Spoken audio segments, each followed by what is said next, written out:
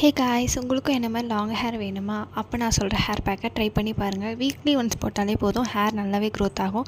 இதுக்கு தேவையான ஐட்டம்ஸ்: செம்பருத்தி பூ, செம்பருத்தி லீஃபு, 1 டே பிஃபோர் ஊற வச்ச வெந்தயம், ஆனியன் அண்ட் மெயின் திங் கருவேப்பிலை நிறைய ஆட் பண்ணிக்கோங்க. நீம் லீஃப் கொஞ்சமாக அண்ட் எக்.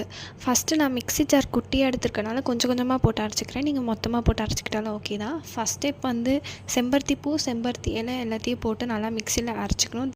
வெந்தயம், ஆனியன், அப்புறம் ஹேர் க்ரோத் இன்க்ரீஸ் ஆகிறதுக்காக கொஞ்சமாக முருங்கை இலை, அப்புறம் நீம் லீஃப் வந்து நம்ம ஹேரில் ஏதாவது டேண்ட்ரஃப் இருந்துச்சுன்னா அவாய்ட் பண்ணிக்கும்.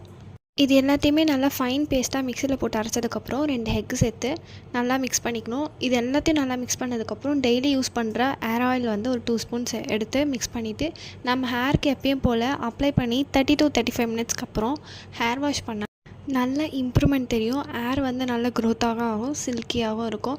ஸோ இந்த மாதிரி ஹேர் டிப்ஸ் வீடியோஸ் உங்களுக்கு வேணும்னா நம்ம பேஜை